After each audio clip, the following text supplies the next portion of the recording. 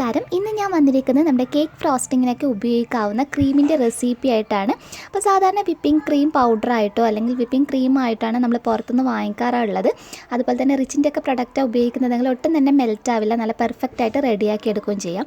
എന്നാൽ നമ്മുടെ കയ്യിൽ ക്രീം ഇല്ല എന്നാണെങ്കിൽ നല്ല പെർഫെക്റ്റായിട്ട് ഒട്ടും മെൽറ്റ് ആവാത്ത രീതിയിൽ നല്ല ശരിക്കും സ്റ്റിഫ് പീക്സ് ആയിട്ട് വരുന്ന രീതിയിലുള്ള ക്രീം നമുക്ക് റെഡിയാക്കി എടുക്കാവുന്നതേ ഉള്ളൂ. അത് നമ്മുടെ വീട്ടിലുള്ള ചേരുവകൾ മാത്രം മതി.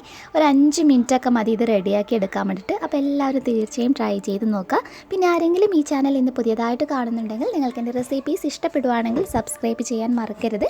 സബ്സ്ക്രൈബ് ചെയ്യുമ്പോൾ അതിൻ്റെ തൊട്ടടുത്തായി കാണുന്ന ബെല്ലൈക്കൺ ക്ലിക്ക് ചെയ്യാനും അതിൻ്റെ കൂടെ ഓപ്പണായി വരുന്ന ബോക്സിൽ ഓൾ എന്ന് ടിക്ക് ചെയ്യാനും മറക്കരുത്. അപ്പോൾ നമുക്ക് വേഗം തന്നെ വീഡിയോയിലോട്ട് പോകാം. അപ്പോൾ ഇതിനായിട്ട് ഞാനൊരു പാത്രത്തിലോട്ട് പാല് ചേർത്ത് കൊടുത്തിട്ടുള്ളതാണ്. അപ്പോൾ ഇതിൻ്റെ അളവ് എന്ന് പറയുന്നത് 125 ml ആണ്. 1/2 കപ്പ് പാലാണ് ഉപയോഗിച്ചിട്ടുള്ളത്. ഇനി ഇതിലോട്ട് 1/2 കപ്പ് അതേ അളവിൽ തന്നെ പഞ്ചസാര ചേർത്ത് കൊടുക്കാം.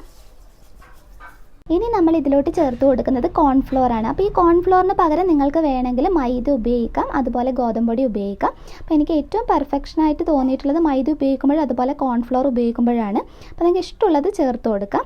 അപ്പോൾ അത് ഒരു 2 ടേബിൾ സ്പൂൺ ഇതിലോട്ടൊക്കെ ആഡ് ചെയ്യാം. ഇനി നന്നായിട്ടൊന്ന് മിക്സ് ചെയ്തെടുക്കാം.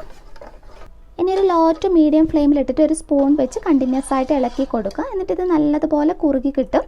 നല്ലൊരു ക്രീമി ആയിട്ടുള്ള പാകത്തിന് വേണം നമ്മൾ റെഡിയാക്കി എടുക്കാൻ വേണ്ടിയിട്ട്. നമുക്കൊന്ന് യോജിപ്പിച്ച് കൊടുക്കാം.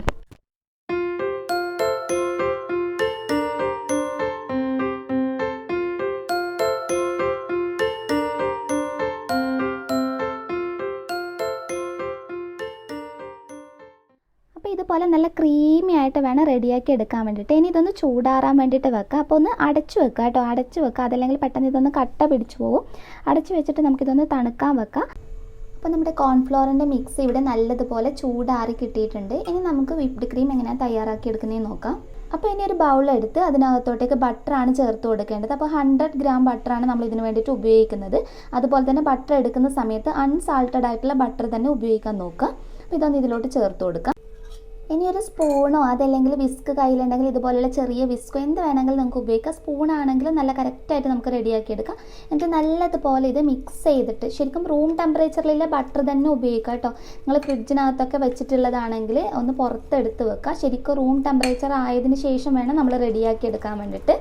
ഇനി ഇത് ശരിക്കും നല്ല ക്രീമി ആയിട്ട് കിട്ടും നമ്മളൊരു 5 മിനിറ്റൊക്കെ നന്നായിട്ട് മിക്സ് ചെയ്തെടുക്കുമ്പോൾ. അപ്പോൾ സ്പൂണോ അതല്ലെങ്കിൽ ഇതുപോലുള്ള വിസ്കോ ഉപയോഗിച്ച് നമുക്കൊരു 5 മിനിറ്റ് ഇതൊന്ന് മിക്സ് ചെയ്തെടുക്കാം.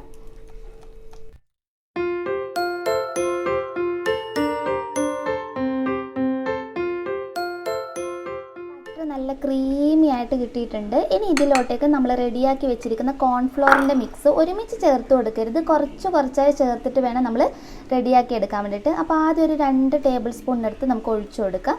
എന്നിട്ടിത് മിക്സ് ചെയ്തെടുക്കാം. അങ്ങനെ കുറച്ചായിട്ട് മുഴുവൻ ചേർത്ത് യോജിപ്പിച്ചെടുക്കുകയാണ് വേണ്ടത്. നല്ലതുപോലെ ഒന്ന് മിക്സ് ചെയ്തെടുക്കാം. അപ്പോൾ ആദ്യത്തെ 2 ടേബിൾ സ്പൂൺ ചേർത്തിട്ടുണ്ട്. ബാക്കിയുള്ളത് കൂടി ഇതുപോലെ ചേർത്ത് നമുക്ക് യോജിപ്പിച്ചെടുക്കാം.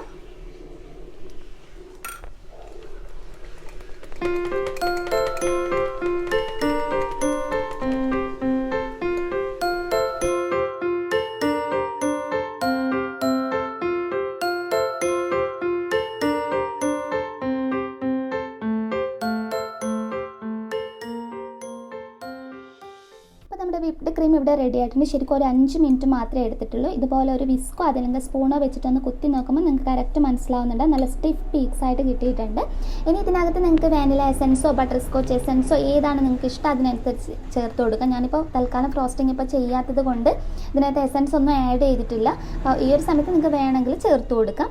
പിന്നെ ഇതിനകത്ത് ഞാൻ നേരത്തെ പറഞ്ഞതുപോലെ കോൺഫ്ലോറും കോൺഫ്ലോറിന് പകരം നിങ്ങൾക്ക് മൈദയോ ഗോതമ്പ് പൊടിയോ ഉപയോഗിക്കാം. പിന്നെ നിങ്ങളൊരു 3 ലെയറിൻ്റെ കേക്കൊക്കെയാണ് ചെയ്യുന്നതെങ്കിൽ കുറച്ച് കൂടുതൽ നമുക്ക് ആവശ്യമായി വരും അല്ലേ ക്രീം. അപ്പോൾ ആ ഒരു മെഷർമെൻറ്റിലാണ് നിങ്ങൾക്ക് ചെയ്തെടുക്കേണ്ടതെങ്കിൽ അത് ഞാനൊന്ന് ഡിസ്ക്രിപ്ഷൻ ബോക്സിൽ കൊടുക്കാം. അതിനകത്ത് നോക്കിയാൽ മതി. അപ്പോൾ കണ്ടില്ലേ, നല്ല കറക്കൊന്ന് ഞാൻ അടുത്ത് കാണിച്ചു തരാം. നല്ല കറക്റ്റായിട്ട് കിട്ടിയിട്ടുണ്ട്. അപ്പോൾ എല്ലാവരും തീർച്ചയായും ട്രൈ ചെയ്ത് നോക്കിയിട്ട് നിങ്ങളുടെ അഭിപ്രായം അറിയിക്കുക. നെക്സ്റ്റ് വീഡിയോയിൽ ഇനിയും നല്ലൊരു വെറൈറ്റി ഡിഷുമായി കാണാം. അതുവരെ ടേക്ക് കെയർ. Bye bye.